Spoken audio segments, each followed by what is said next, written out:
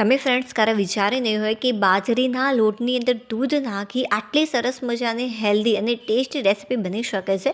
મારા ઘરમાં બધાને ખૂબ જ પસંદ આવે અને ખાવાની મોજ પડી ગઈ. જો શિયાળામાં આવી રેસીપી ખાવામાં આવે તો ખરેખર આપણી હેલ્થ માટે પણ સારું અને હા, જેનો ટેસ્ટ છે એ તો બેસ્ટ છે. તો ચાલો ફટાફટ બનાવવાની શરૂઆત કરી દઈએ. જો પરફેક્ટ માપ અને રીત સાથે બનાવશો તો પહેલી વારમાં એકદમ પરફેક્ટ જ તૈયાર થશે. જો નાની નાની બાબતોને ધ્યાનમાં રાખશો તો આ માટે સૌથી પહેલાં મેં બાજરીનો ઝીણો લોટ લીધો છે, 2 વાટકી જેટલો.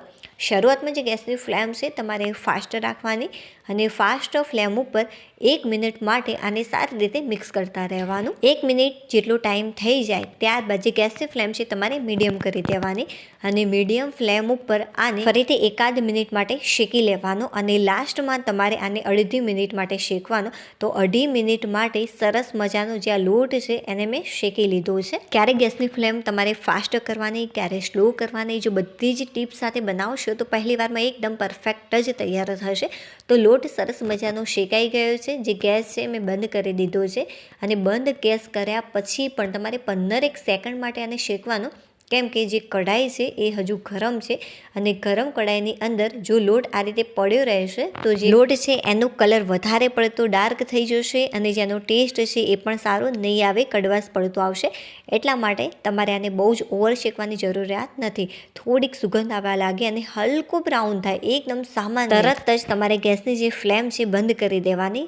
જુઓ એકદમ પરફેક્ટ રીતે આ શેકાઈ ગયો છે અને બંધ ફ્લેમ ઉપર 15 સેકન્ડ માટે મેં આને શેક્યું છે. ગેસ બંધ કર્યા પછી તરત જ તમારે કોઈ પણ એક બાઉલની અંદર આને નીકાળી દેવાનું. હવે તમે જે વાટકીની મદદથી આની અંદર બાજરીનો લોટ લીધો હોય બસ એ જ વાટકીની મદદથી તમારે દૂધ લેવાનું. એકી સાથે બધું જ દૂધ એડ નહીં કરી દેવાનું. આ રીતે તમારે થોડું થોડું દૂધ એડ કરવાનું અને ચમચીની મદદથી મિક્સ કરતા રહેવાનું. દૂધનું પણ એક ચોક્કસ માપ હોય છે. તો અત્યારે મેં ફક્ત ને ફક્ત 1 વાટકી જેટલું જ લીધું છે. બધું જ 1 વાટકી જેટલું મેં આની અંદર દૂધ એડ કરી દીધું છે. ફરીથી આને એકવાર મિક્સ કરી લઈશું. એ જ વાટકીની મદદથી મેં ફરીથી 1 વાટકી ભરીને દૂધ લીધું છે. તેને પણ આપણે આ રીતે થોડું થોડું કરીને એડ કરીશું અને આને મિક્સ કરતા રહીશું. આ રેસીપીની જે મીઠાશ હોય છે એ એકદમ લાજવાબ આવતી હોય છે. તમને એમ થશે કે હારી બાજરીના લોટથી આટલી સરસ મજાની રેસીપી તૈયાર થઈ શકે છે. તો ફ્રેન્ડ્સ આની અંદર ટોટલ મેં 2 વાટકી ભરીને દૂધ એડ કરી દીધું છે અને આને સારી રીતે મિક્સ પણ કરી દીધું. જુઓ જે આ મિક્સર છે એ આ ટાઈપનું તમારે સોફ્ટ તૈયાર કરવાનું. આ રીતે આપણે પાથરી દઈશું અને ત્યારબાદ ઢાંકણ ઢાંકી ફક્ત અને ફક્ત 5 મિનિટ માટે આને સાઈડમાં મૂકી દઈશું. ચાલો હવે આપણે એક બીજી તૈયારી કરી લઈએ. તો ફ્રેન્ડ્સ આ માટે મેં લીધા છે 1.5 વાટકી જેટલા તલ. સફેદ તલનો ઉપયોગ કર્યો છે, તમે કાળા તલનો પણ ઉપયોગ કરી શકો છો. હવે આપણે જે ગેસની ફ્લેમ છે શરૂઆતમાં ફાસ્ટ રાખીશું અને ફાસ્ટ ફ્લેમ ઉપર આને સતત મિક્સ કરતા રહીશું. આને પણ શેકવાની એક કળા હોય છે. તલને તમારે બિલકુલ પણ ધીમા તાપે શેકવાના નથી. જે ગેસની ફ્લેમ છે ફાસ્ટ રાખવાની, સતત આ રીતે મિક્સ કરતા રહેવાનું. તો 1.5 મિનિટ પછી ફ્રેન્ડ્સ જે આ તલ છે એ ફટાફટ ફૂટવા લાગશે.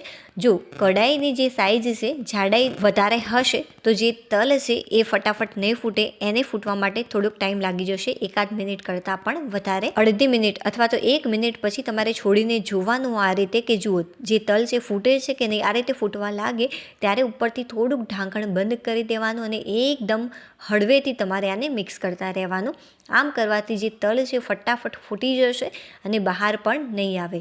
અને જે ગેસની ફ્લેમ છે અત્યારે મેં મીડિયમ કરી દીધી, બહુ ફાસ્ટ પણ નહીં હવે અને બહુ સ્લો પણ નહીં. જ્યારે ફૂટવા લાગે ત્યારે જે ગેસની ફ્લેમ છે એ તમારે ધીમી કરી દેવાની, મીડિયમ કરી દેવાની. જો બધા જ તલ ફૂટી ગયા છે, સરસ મજાની સુગંધ પણ આવી રહી છે. આનો જે કલર છે થોડુંક સામાન્ય ચેન્જ પણ થઈ ગયો છે અને જે આ તલ છે એ ફૂલી પણ ગયા છે. મતલબ કે એકદમ પરફેક્ટ રીતે આ તલ શેકાયા છે. આ રીતે તલ શેકવાથી જે રેસીપીનો ટેસ્ટ હોય છે ખૂબ જ સરસ લાગતો હોય છે. તલ થોડાક ઠંડા થઈ જાય ત્યારબાદ આપણે એને મિક્સર જારની અંદર લઈ લઈશું. અને હા, આનો જે ટેસ્ટ છે એ વધારે સારો આવે ફ્રેન્ડ્સ એના માટે હું આની અંદર એડ કરીશ ટોપરાનું છીણ. જો ટોપરાનું છીણ ન હોય તો આના વગર પણ તૈયાર કરી શકાય છે. તો 3 મોટી ચમચી ભરીને આની અંદર મેં ટોપરાનું છીણ એડ કર્યું છે. સારી રીતે આને ક્રશ કરી લઈશું. જે બાજરી અને દૂધનું મિક્સર છે એને એકવાર તમારે મિક્સ કરી લેવાનું સારી રીતે. તો ફ્રેન્ડ્સ મેં આને એકવાર મિક્સ કરી લીધું છે. હવે લઈશું આપણે એક કઢાઈની અંદર બહુ જ વધારે પ્રમાણમાં જો તમે ઘી એડ નહીં કરો તો પણ ફ્રેન્ડ્સ સરસ મજાની આ રેસીપી બનીને તૈયાર થઈ જતી હોય છે. તો 2 મોટી ચમચી ભરીને મેં આની અંદર ઘી એડ કર્યું છે. ફક્ત તમે 1.5 ચમચી જેટલું અત્યારે ઘી એડ કરશો તો પણ ચાલશે. ઘી થોડું ગરમ થઈ જાય ત્યારબાદ જે બાજરીનું મિક્સર હતું એ આની અંદર આપણે ઉમેરી દઈશું. જે ગેસની ફ્લેમ છે અત્યારે મેં ફાસ્ટ રાખી છે. ફાસ્ટ ફ્લેમ ઉપર આને થોડુંક શેકી લેવાનું છે. બહુ વધારે શેકવાની જરૂરિયાત નથી. થોડુંક હલકું આપણે આને શેકી દઈશું. એકાદ મિનિટ માટે આને શેકી લઈશું. તો ફ્રેન્ડ્સ 1 મિનિટ જેટલો ટાઈમ થઈ ગયો છે. હવે જે તલ અને ટોપરાનું છીણ આપણે ક્રશ કરીને રાખ્યું હતું એ આની અંદર ઉમેરી દઈશું. શેકેલા તલ અને ટોપરાના છીણના આ મિક્સરથી જે રેસીપીનો ટેસ્ટ હોય છે ખરેખર ખૂબ જ સરસ આવતો હોય છે. મારા ઘરે જ્યારે મેં આ રેસીપી તૈયાર કરીને બધાને આપી ત્યારે બધાને ખબર પણ ન પડી કે જે આ રેસીપી છે એ બાજરીના લોટમાંથી તૈયાર થઈ છે. લાસ્ટમાં મેં એમને કહ્યું કે આ તો બાજરીના લોટમાંથી મેં તૈયાર કરી હતી કે અરે વાહ, ખરેખર ખૂબ જ સરસ લાગે છે. કોઈ મીઠાઈ ખાતા હોય ને સોફ્ટ એવી લાગે છે. જુઓ, આ ટાઈપનું મિક્સર થોડુંક કડક થઈ જાય ત્યાં સુધી તમારે આને કૂક કરી લેવાનું. જ્યારે તમે તલવાળું મિશ્રણ આની અંદર એડ કરો છો ત્યારે જે ગેસ ફ્લેમ છે તમારે મીડિયમ કરી દેવાની અથવા તો એકદમ ધીમી કરી દેવાની. અને ધીમા તાપે ફટાફટ ફ્રેન્ડ્સ આ મિક્સ થઈ જતું હોય છે અને જે દૂધ છે એ પણ બધું બળી ગયું છે. એકદમ જે ગોળ હોય છે એને તમારે એકદમ ઝીણો કટ કરીને આની અંદર ઉમેરવાનો. તમે જોઈ શકો છો એકદમ ઝીણો મેં ચોપ કરીને આની અંદર ઉમેરેલો છે. તો 1 વાટકી જેટલો મેં ગોળ આની અંદર ઉમેર્યો. સારી રીતે આને મિક્સ કરી લઈશું.